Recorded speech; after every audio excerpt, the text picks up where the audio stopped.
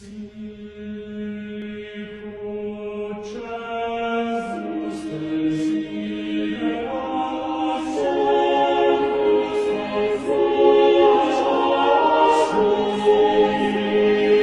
Sagrada Escritura possui 73 livros, desses 7 são motivo de muita discussão.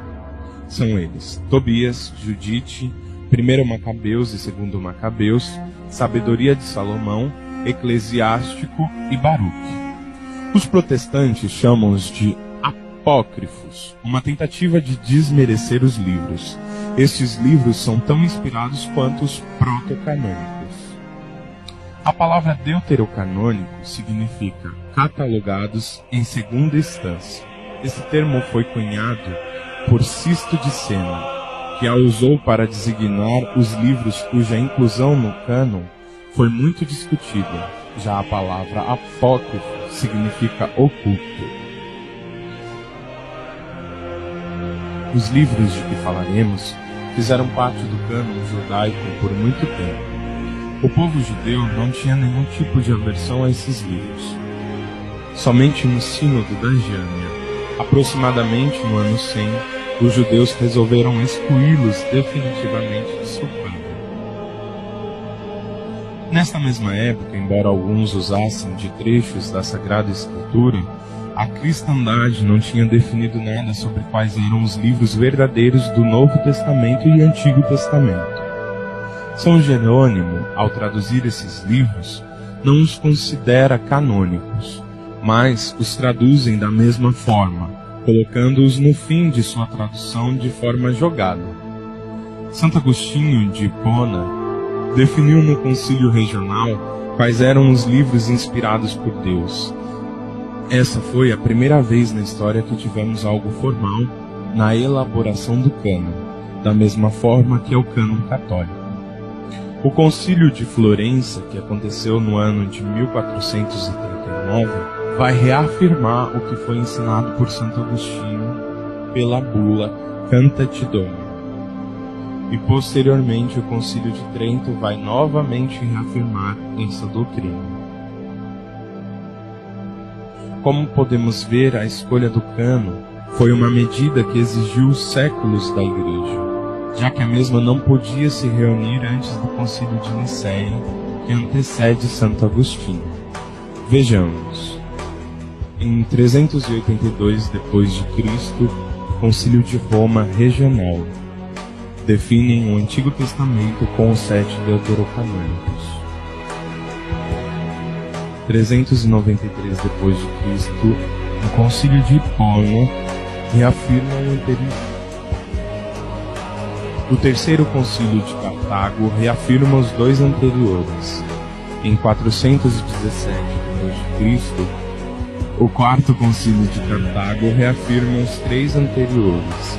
787 d.C., o segundo concílio ecumênico de Nicéia confirma o cânon dos 4 concílios anteriores.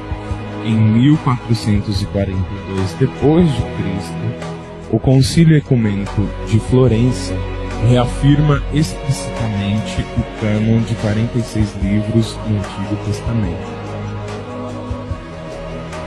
Em 1545 a 1563 d.C., o Concílio Ecumênico de Trento reafirma explicitamente o cânon de 46 livros no Antigo Testamento e fere de anátema quem os rejeitar. Durante a Reforma Protestante, Lutero traduziu a Sagrada Escritura inteira, mas quando discutia contra John Eck sobre o purgatório, ficou sem palavras ao ser refutado com o livro de Macabeus. Então ele oficializa a saída dos deuterocanônicos, dizendo que nem mesmo os judeus aceitavam aqueles livros.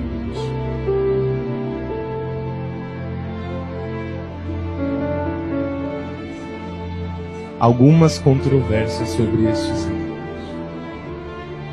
Os protestantes, para tentarem provar que estão certos, tentam derrubar o que está escrito nesses livros, dizendo que contradizem os já existentes no seu cânon.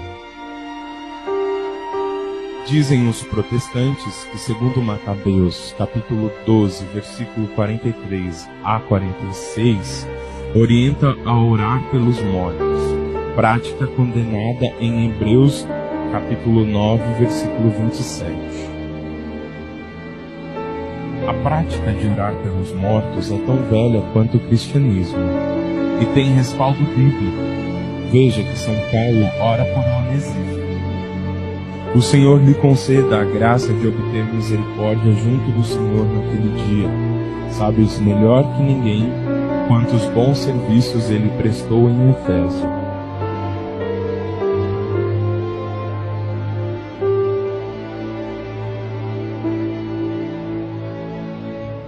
Dizem os protestantes que Tobias, capítulo 6, versículos do 5 ao 9, ensina um tipo de simpatia contra os maus espíritos, o que é condenado em outros versículos bíblicos.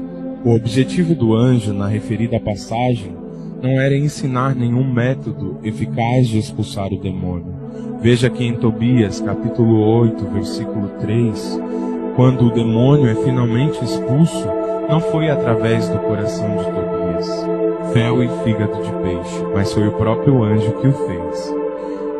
Que o anjo estava querendo ocultar seu nome até a efetiva expulsão do demônio. Veja que somente em Tobias capítulo 8, versículo 3, que o nome dele será mencionado.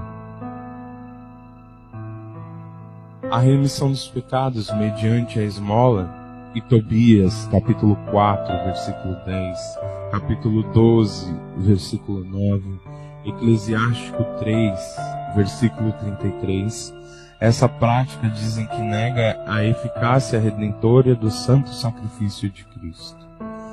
A propósito, devemos observar que o sacrifício de Cristo é posterior a tais práticas caritativas. O livro dos Provérbios, capítulo 10, versículo 12, diz-nos que a caridade, porém, supre todas as faltas.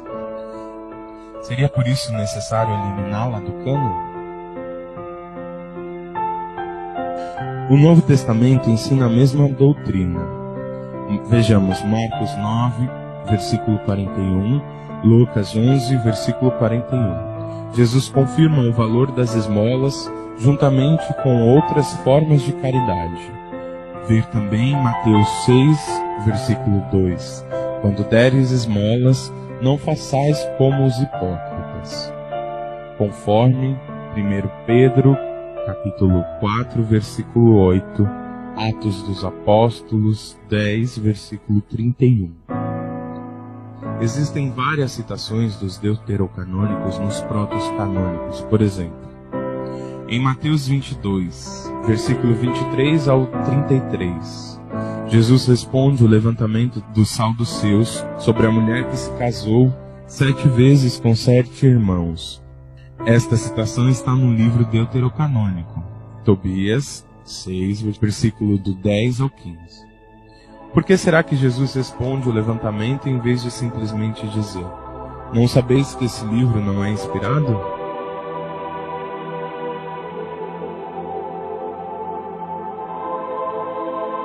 Os apócrifos contêm histórias importantes para o povo judeu. Hebreus 11, versículo 35 diz: devolveram vivos às suas mães os filhos mortos. Alguns foram torturados por recusarem ser libertos, movidos pela esperança de uma ressurreição mais gloriosa. Ora, essa história do morto que rejeitou seu resgate para alcançar melhor ressurreição está em 2 Macabeus, capítulo 7. Hebreus seria um livro herege, então?